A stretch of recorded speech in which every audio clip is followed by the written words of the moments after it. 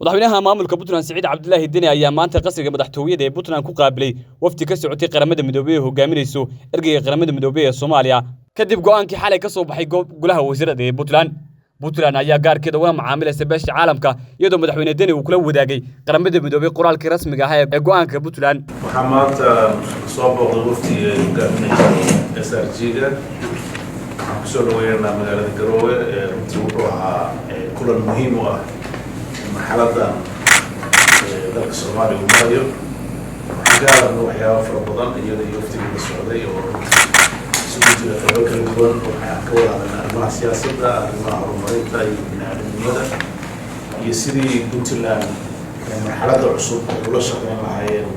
beesha caalamka si dhow iyada oo kadib markii ay soo saareen go'aankii xalay ee ku saabsanaa inay Puntland si toos uga macaamisho internationalka iyo arrimaha waxaan rajaynayaa arrimaha bini'aadanimada iyo horumarka oo dhan aan ka wada shaqeyn doono si dhow sidoo kaleeto waxaan ugu baaqaynaa ummadda Soomaaliyeed meel kasta ay wada joogto in ay si dhow uga shaqeeyaan arrimaha xasaasiga ah ee mustaqbalka Soomaaliya ka tarjumaya waxaan rajaynaynaa arrimaha hadda taagan ee ku saabsan dastuurka oo runtii Puntland ay ka soo saartay mowqifkeeda ku aadan arrimahaasi go'aan ku aadan inuu yahay midka dhabta ay ka soo baxay golaha wasiirada dowladda loona gudbiyo baarlamaanka waxaan rajaynaynaa golayaasha dowladda federaalka ah in ay si dhow ula socdaan go'aanka Puntland sidoo kaleetana ay ixtiraamaan constitutionka Puntland iyo kan federaalka ah sida uu qorayo artikalada ku cad qoraalka Puntland soo saartay Puntland waxay caddaynaysaa weli inay ku dhaqmayso dastuurkii 2012 lagu heshiiyey ixtiraamayso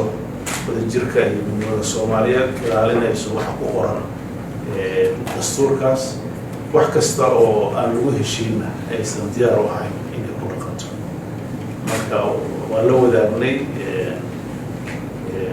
waftiga noo yimid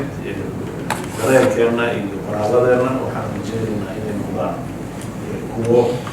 ka turjuma marxaladda hadda lagu jiro maasantii soo dhaweey. Mr. President, thank you to you and your team for the very warm welcome. I'm very pleased to be here in Garowe. This is my 4th visit to Puntland since I started as the UN Secretary General Special Representative. I'm very glad we had the opportunity to have an open and frank discussion. I congratulated President Deni on the appointment of his new cabinet, many of whom ministers we met this morning. So we've just covered broadly 2 sets of issues. The first is around the development programme in Puntland, and I've seen the outline summary that the government's put together with the various pillars, which is very clear.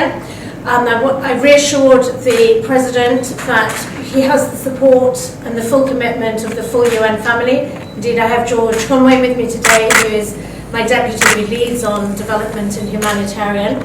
So, for example, we discussed the potential around fisheries that Puntland has with the longest coastline within Somalia. If Puntland can get to the point where it can meet international standards, fisheries could be a great export opportunity, as well as, of course, a source of nutrition and livelihoods domestically for the population. So many opportunities, but also many challenges. One of the challenges we've discussed is the recent cholera outbreak, which is very serious here in Puntland, and we, the UN, are scaling up our support to help the government tackle the cholera problem. The second set of issues we discussed is, of course, around the ongoing amendments to the Constitution. The vote that took place in Parliament yesterday, and of course I've seen the statements the government of Puntland has put out, and I note clearly their concerns on some substantive elements and also around process. But I was very pleased to hear from the President that he is committed to try and find a way through this, to ensure that dialogue can continue with the federal government, to ensure that there's an inclusive process and the whole country can come together to ensure that eventually the Constitution at the federal level defines the rules of the game and ensures the individual federal member states have their autonomy within that and can play their part. So thank you, President Denny, for being open to find solutions to the current impasse. And we, the UN, through my good officers, we are here to help find a way through. The future of Somalia is at stake, the country which has so much potential and can't move forward without the full and inclusive participation of Puntland. Thank you very much, Excellency.